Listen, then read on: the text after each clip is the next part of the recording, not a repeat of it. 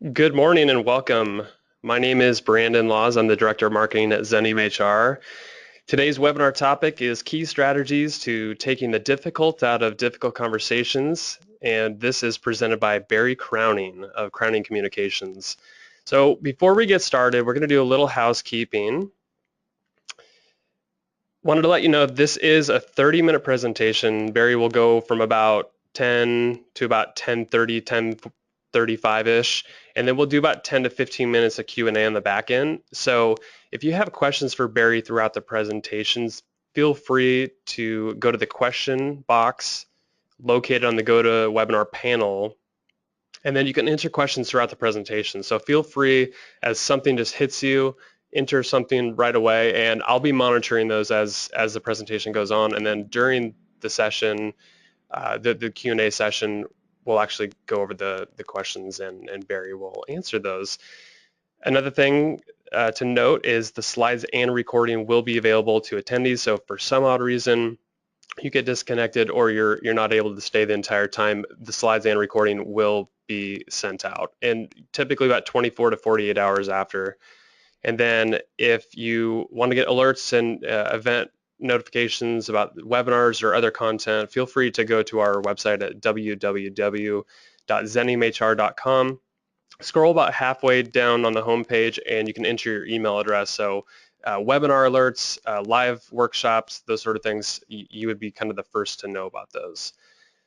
So I'm going to do a little introduction for Barry, and then I'll turn it over to her. Barry Crowning is a leadership development and conflict management coach and consultant based in Portland, Oregon, and she works with clients all over the world. Barry has a unique set of analytical and people skills she offers her clients based on her background in law and human resources. She has extensive international experience in coaching, facilitation, and training across various industries. Barry specializes in working with emerging leaders in global settings in North and South America and helps them rehumanize the workplace, build dynamic relationships, and communicate effectively when the stakes are high. Barry lives in Portland, Oregon. After living in the Netherlands for 30 years, she's passionate about the outdoors and spends a lot of her time enjoying everything the wilderness has to offer. She often is skiing on Mount Hood and hiking with her family in the Portland area. Barry, it's all you know. Yes, I'm here. Thank you, Brandon. You're welcome. And thank you to Xenium HR for hosting this webinar today. And welcome to all listeners here today. So the bad news about difficult conversations is that they will always be difficult. The good news is that we can learn skills, you can learn skills and strategies that can make you feel more comfortable, and you'll have better results with difficult conversations. And from my own experience in life, I know that, and you probably know this too, that difficult conversations are part of healthy relationships. It's really like, how well do you do difficult conversations? Kind of reflects how healthy you are in your work relationships. What I was struggling most with, because this is kind of a lifelong practice, is learning how to do a difficult conversation. What I was struggling most with was speaking up, having the courage to bring up something that was important to me, but really afraid that I would hurt the other person. So you might be able to relate to that. Have you ever thought about a conversation that you don't want to have in that moment? You don't know how to do it, or you're so angry and frustrated in the moment that you're afraid that nothing good will come out of it.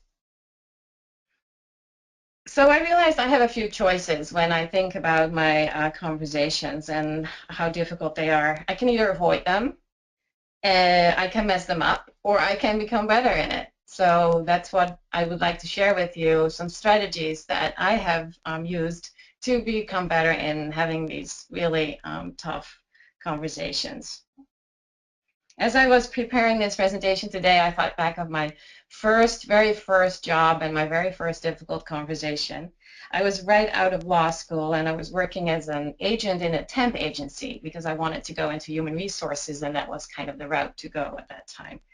And Anyway, so I sent out this employee, and one of my clients that I sent this employee to called me and said, you know, this is a person with a strong body odor, and it's kind of offensive in the office, and I had to bring that up with you know, the employee client.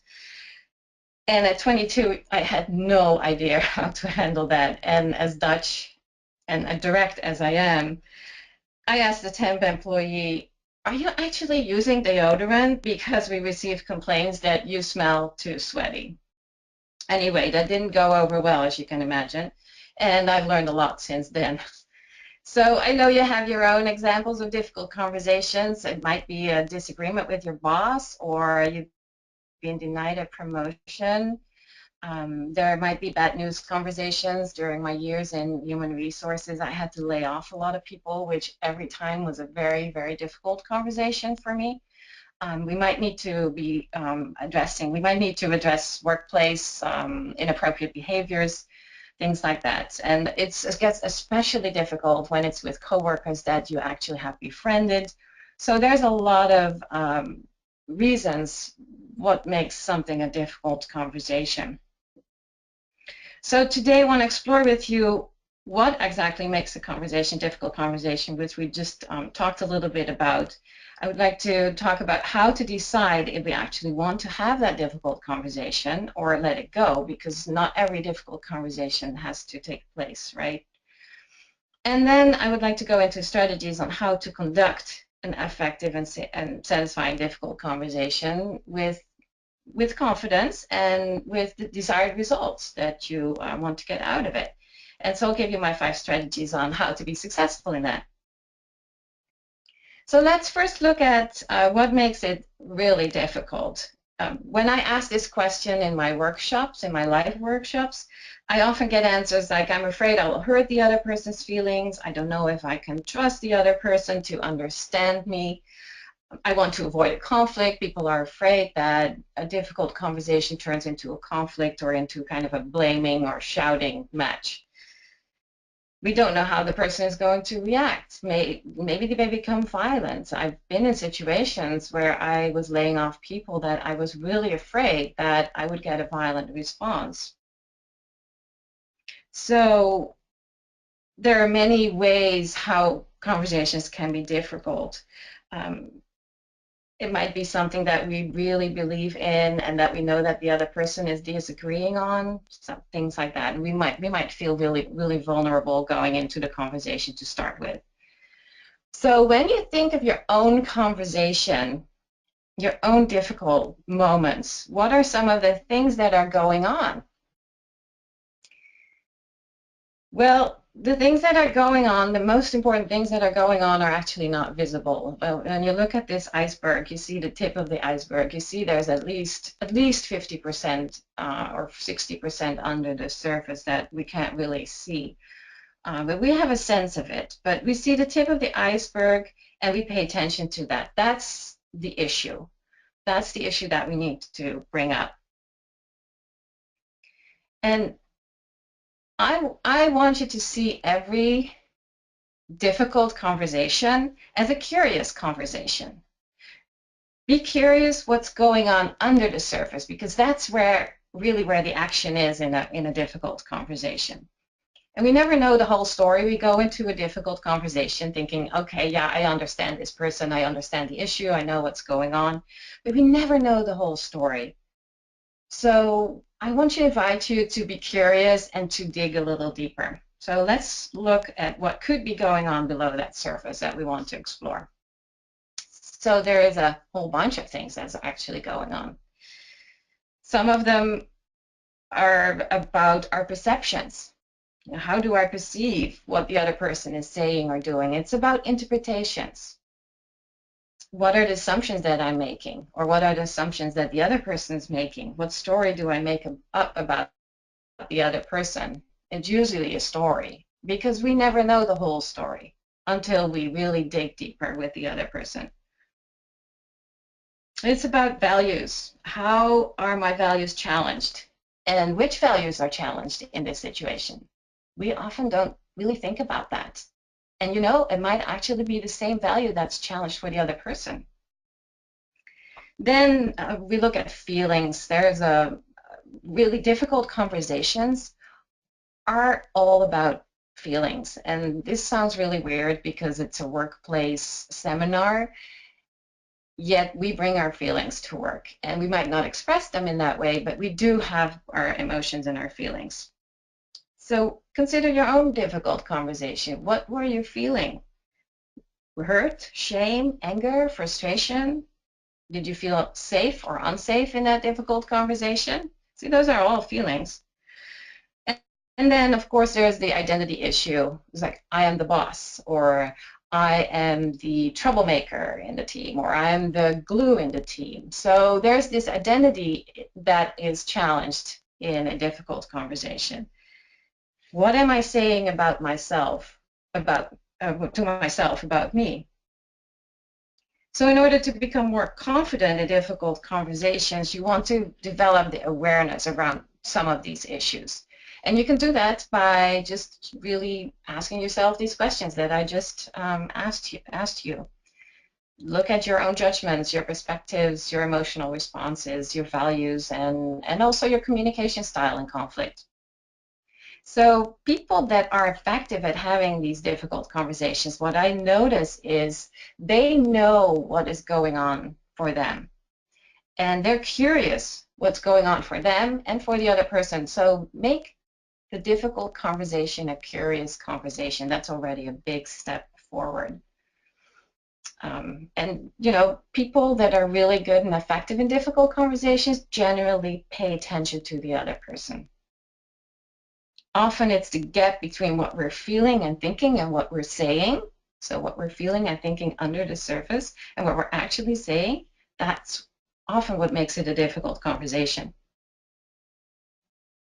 So I want to acknowledge here that you don't need to have every difficult conversation. Not every difficult conversation needs to take place. I just want to make sure that we know that. So let's see how we assess that. When do you confront or not confront another person?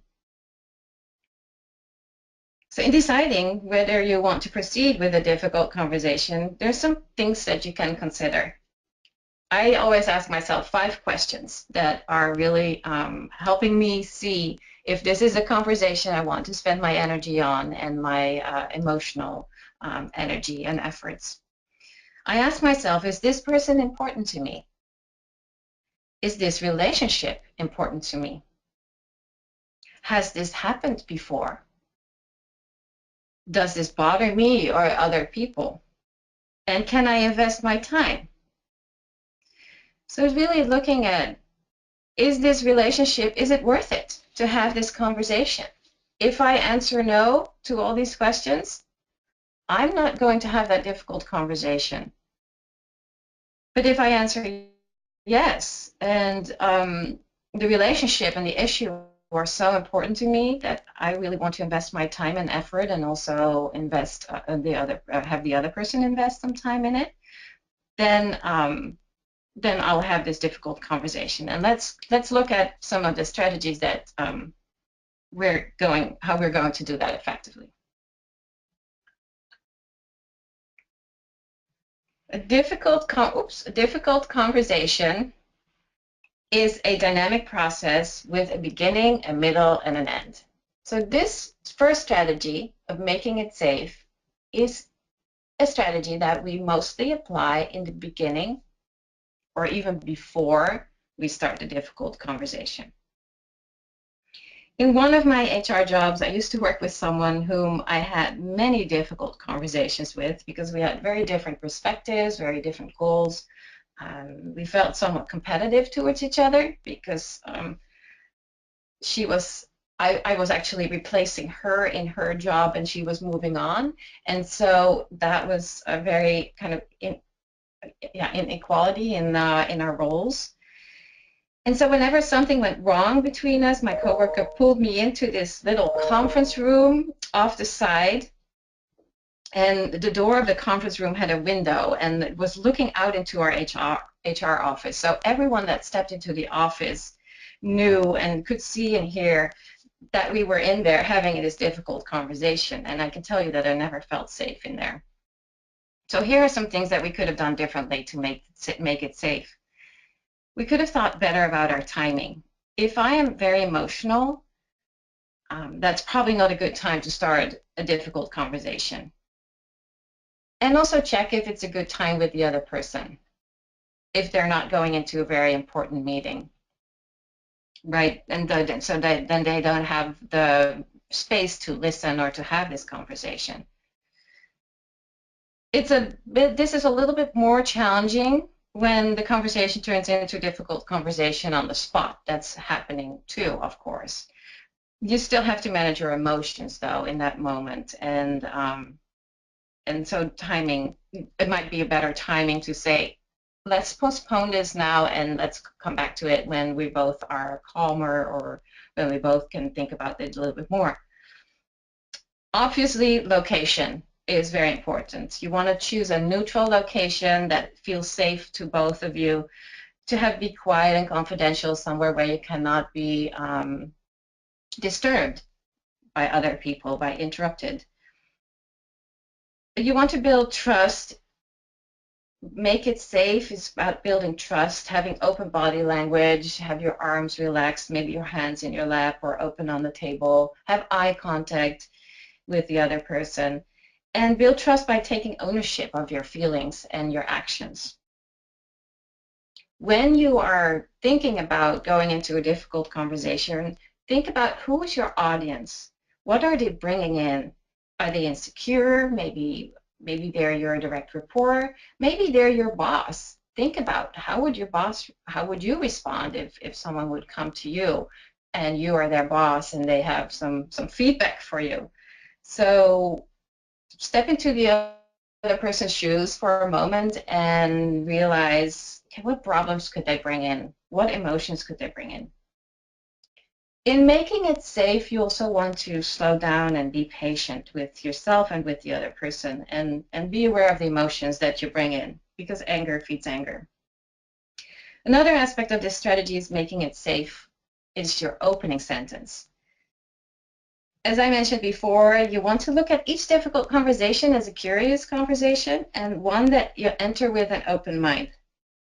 So often people start from their own story when they open a difficult conversation, and with that they make the other person the problem. For example, I was very upset by what you said in front of our manager about me being late to the meeting, or you keep missing deadlines and that's not acceptable behavior. You have to do something about that. You know what happens when we start a conversation like that? People become defensive. It will be spiraling down. People shut down. They stop listening. They start arguing about who's right or wrong. Well, that's never goes well. So when we start our own difficult conversation from our own story, we share our version of the events. So I have a suggestion, and this is a model or a little process. It's called the SBIR statement, and it's a little bit from me. It's a little bit designed by me, and it's a little bit designed by the Center of Creative Leadership. So we have both get some credit for that. And the SBIR statement is a really nice opening for any difficult conversation, for any conflict situation, for any feedback or performance review type setting. And it goes like this. So the S stands for situation. And the situation is just location and time. So it sounds like yesterday morning in our meeting. The B stands for behavior, and this is matter-of-fact, objective, observable behavior. Yesterday morning in the meeting, I heard you say this, or I saw you do that. And the I refers to impact.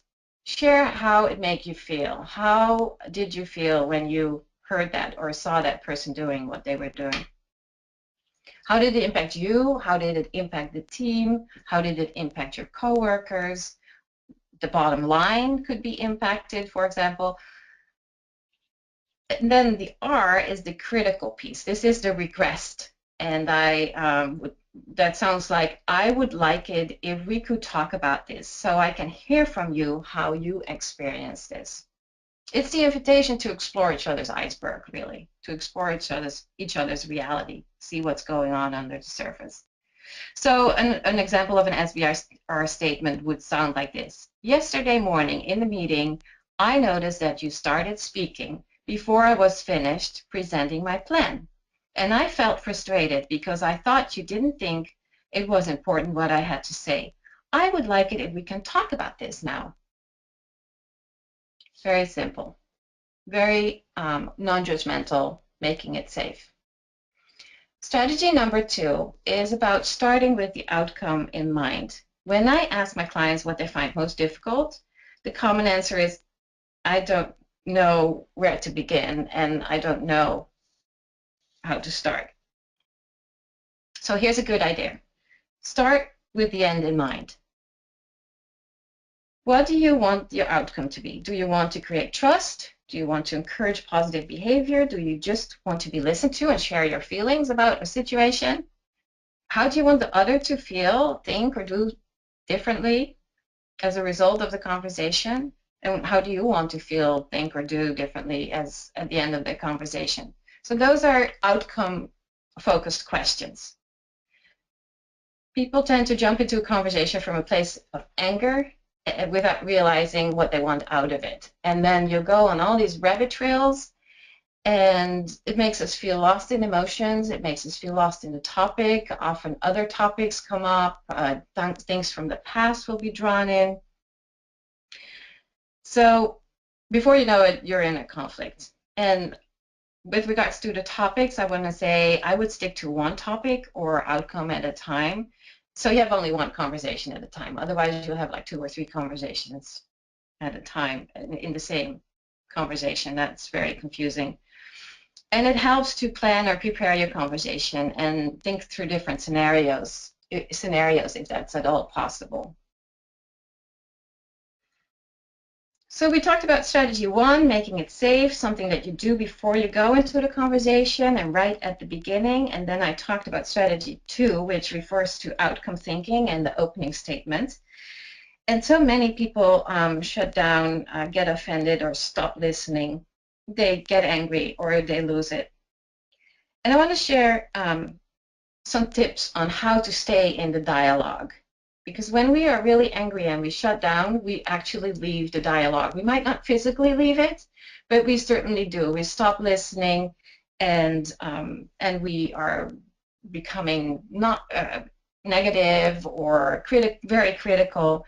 Excuse me, let's take a sip of water. So I want to share some tips on how you can manage staying in the dialogue. And that's by expressing optimism. Something like, I trust that we can work through this together. And with that, you keep the dialogue open and flexible and positive.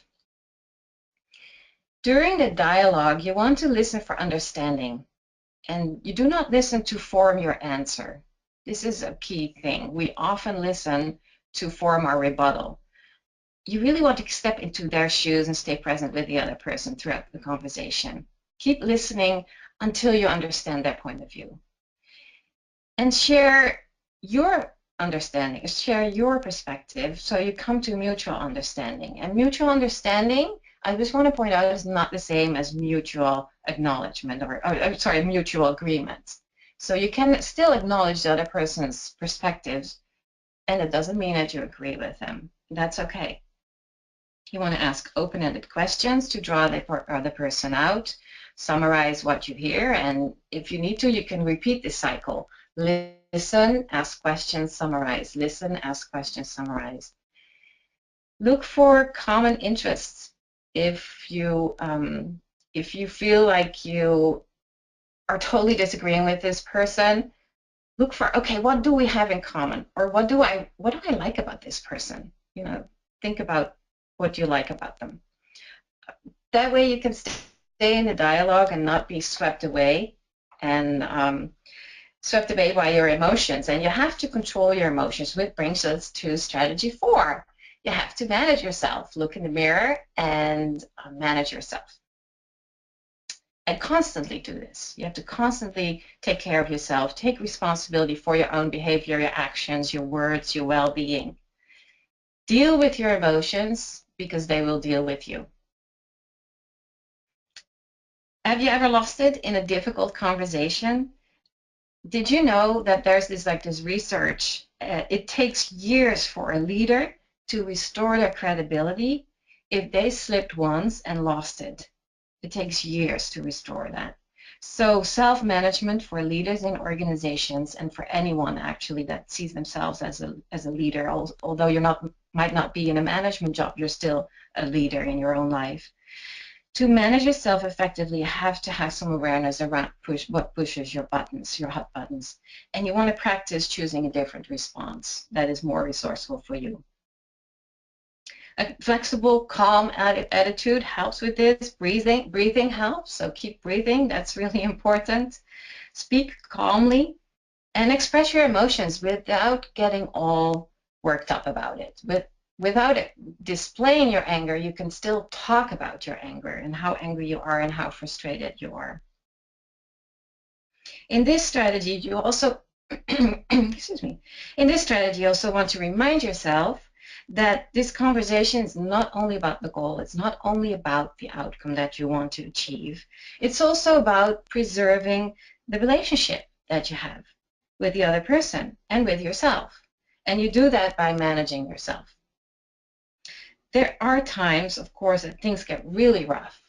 So what do you do then when you and the other person are really angry, it's really difficult, you have no idea where to go from there? What you can do is imagine yourself going up to second floor. Second floor, step out on the balcony and look down on yourself and the other person having this difficult dynamic in your conversation.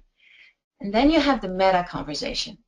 So you address the dynamic, what's going on in the moment. It sounds something like this. I notice that I am not in a place to listen to you right now. Or I notice we both say things, but we don't really hear each other. Let's explore that. What is that about?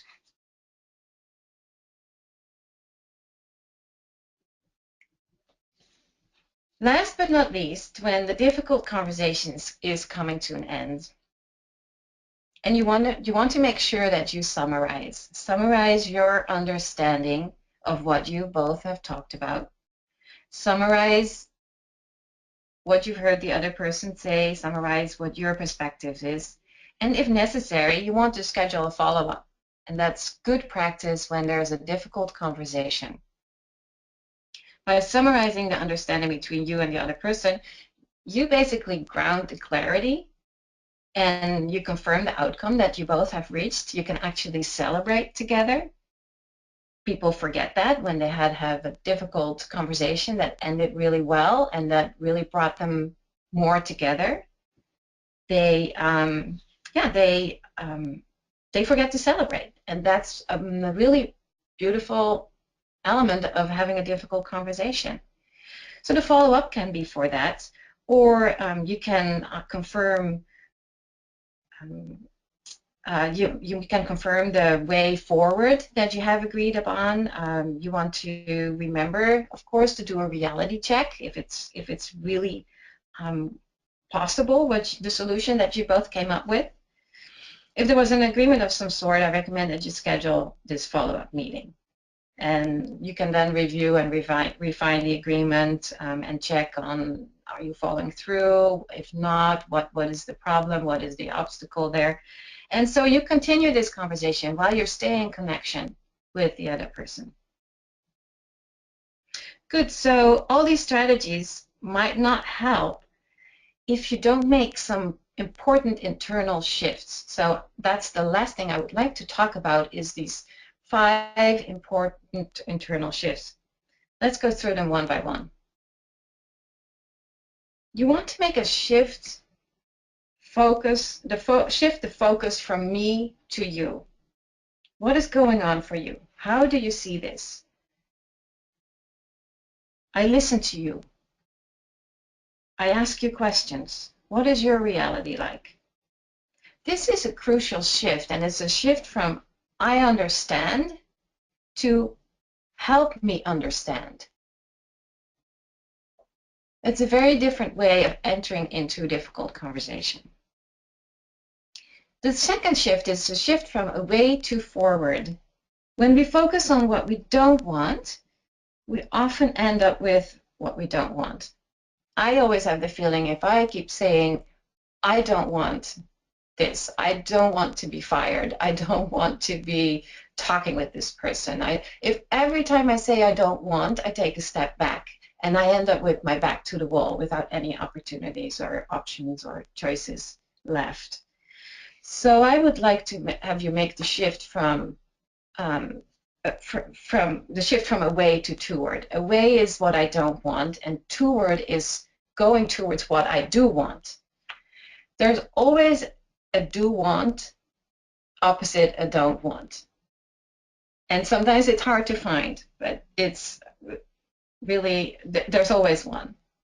And when you communicate into a want, you communicate positively and you're outcome focused. And that's what we want here. Change your yes buts or no buts into yes ands. That's a shift. It's a very subtle one. No but or yes but is a negative statement that doesn't open up for new perspectives and solutions. It really separates the two people that are talking with each other. It separates the ideas. It separates the solution. If someone comes with a solution and you say, yes, but, then that solution is already off the table almost, just by that statement.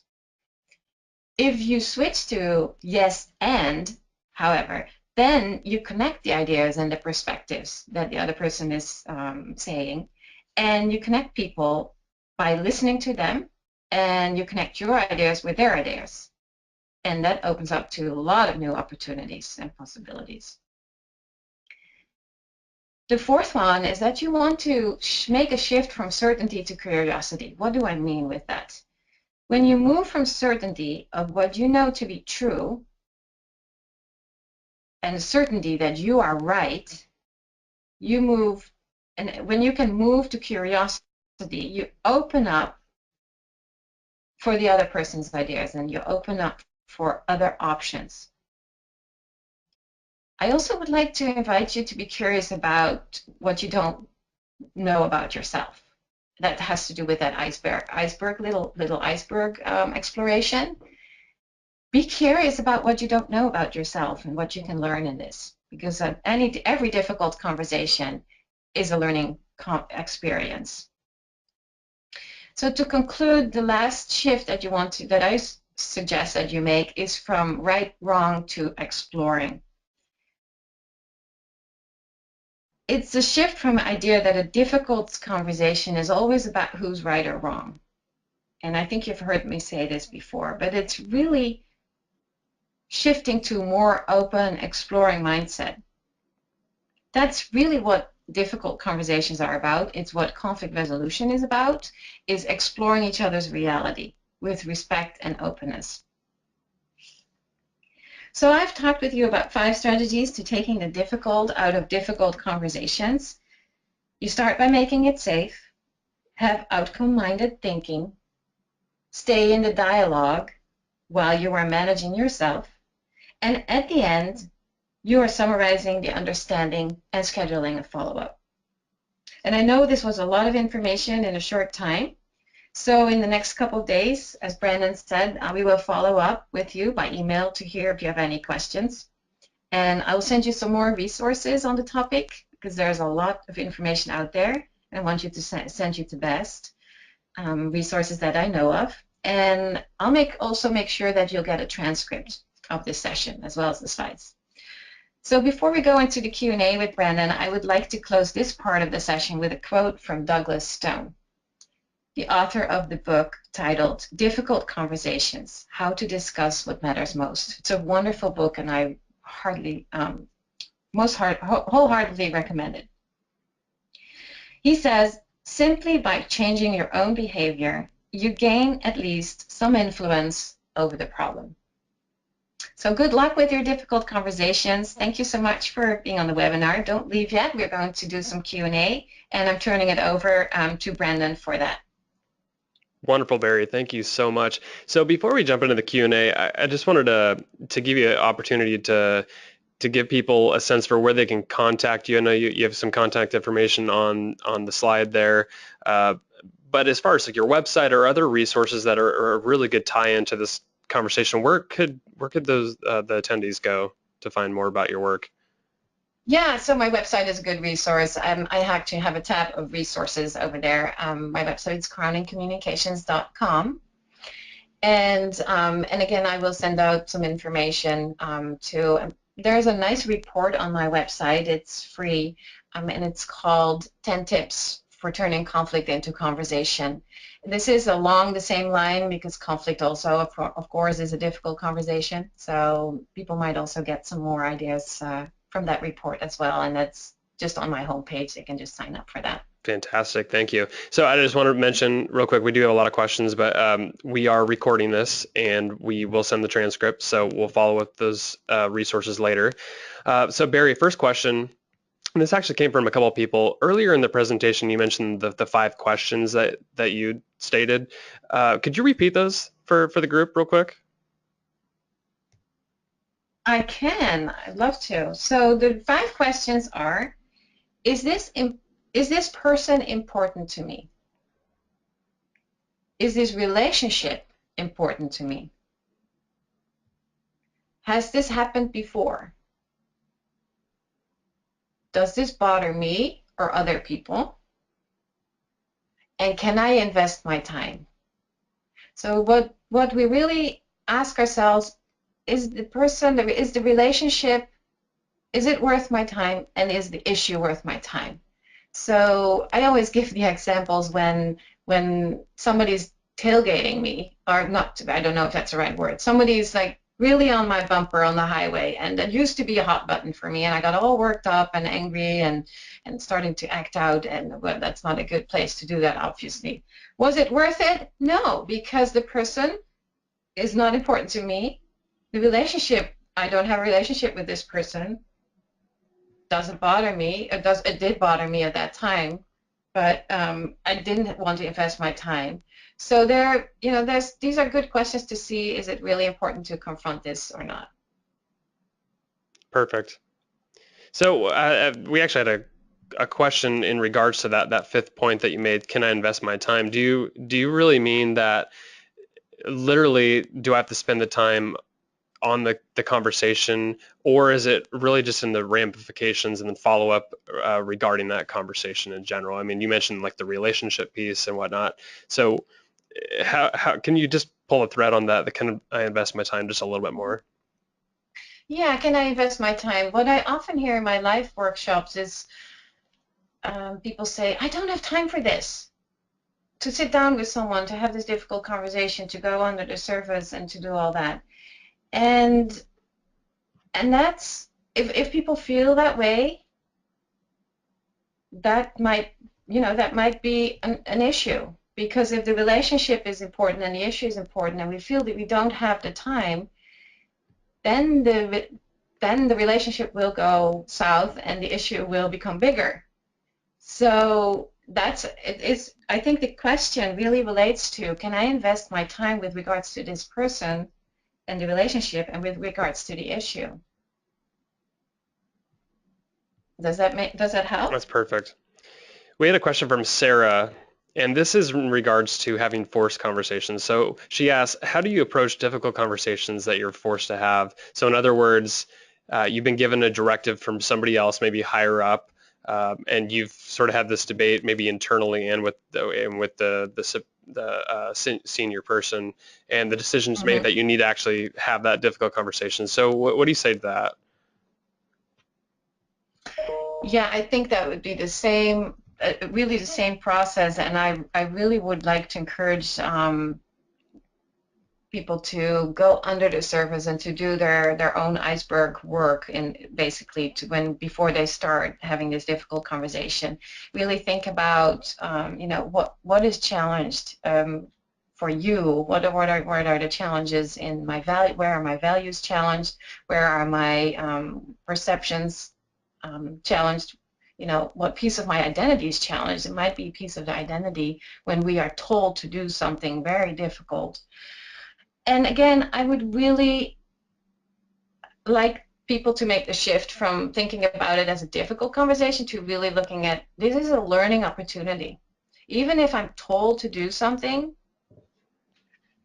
I see it as a learning opportunity. There's a reason why I've been told or asked to do this really challenging thing. There's a reason. There's something for me there to learn. So open up to the learning, open up to the curiosity. And I think that shift will already really help you to move into a successful, difficult conversation. Yeah, I think that's a good point, just because it's never super comfortable, especially when you're kind of first having those difficult conversations, and I think you can grow from it. So I think it's a good distinction. So Chris, we have a question from Chris. He asks, what do you do when somebody doesn't want to engage in the difficult conversation? So maybe you can't get their attention or whatnot. So what do you say to that question from Chris? Yeah, so when someone doesn't want to engage in a conversation, there's many reasons for that, obviously. And I think I would like to go back to strategy one, is to make it safe for this person to engage in a conversation. I really think that if we find common ground, if we find some things that we have in common, maybe even on a personal level, and I know this is workplace related, but even in the workplace, we share some things about our family or about our hobbies. So making it safe is about establishing rapport. And when someone doesn't want to engage, it's really important to find out why that is. Are they afraid of something? Maybe they don't have time. Maybe they don't feel comfortable in the environment. Maybe they don't feel comfortable with just having the conversation with you, or with that just one person there. Maybe they want someone else there. So it's important to work on making it safe and establish rapport, either by first having a little bit of a casual conversation before we get into the difficult conversation to help someone pull in. Another way to make it safe is really through body language, and to mirror some of the body language that's going on for the other person. So that is a very and also turn your body towards the body of the other person. So there is this rapport. It's kind of that's an energetic thing, but it's a nonverbal rapport that you're establishing that makes people feel safe and connected with you. So play a little bit with that first strategy. I would say. That's great. So we have time for just two more questions. We have a question from Lisa. She asks, and this is in regards to bosses having really good relationships or really trying to be friends with their employees. So she asks, how would you suggest handling a difficult conversation that is immediately derailed by their boss who wants to be friends with his employees? So in a situation where it may be a serious situation, they're forced to have a difficult conversation, but they sort of muddle the dialogue based on they're trying to be friends with the person. So this is about the other person's behavior. It sounds like it. I'm not sure if I quite get the issue, the question. It really just sounds like if this boss has a hard time having a difficult conversation because they're trying to be friends and keep a deep relationship. What should the person do? I think is the question. Yeah, I think I really like transparency, and transparency means really having that meta conversation about the dynamic between you two. So I know something like, I noticed that I sense that you're not saying everything you want to say, or I sense there's something that's not being said. What is it? Or because a boss that is maybe want to be friendly, they might not say what they really need to say. They might not be honest. So another part is to really model the behavior that you want the other person to do. So if you want the other person to really be honest and direct, model honesty and directness. And And I think my most important, or the most important thing that comes up for me is transparency. Just address it. Mhm. Just address the dynamic that's going on and see, hey, what can we do about this? I feel like I'm not getting the feedback that that I really need to hear because of our friendly relationship or something like that. Perfect. I think that's great.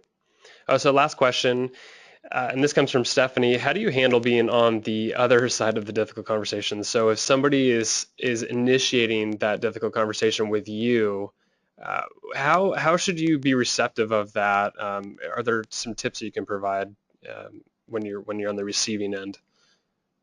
Yeah, I think it's really not very different than what we just talked about. This is for both parties, all these strategies. And I think listening is really important, is really hearing. And yeah, you can go under the surface with doing the iceberg work together. Go check out values, check out perceptions, check out interpretations.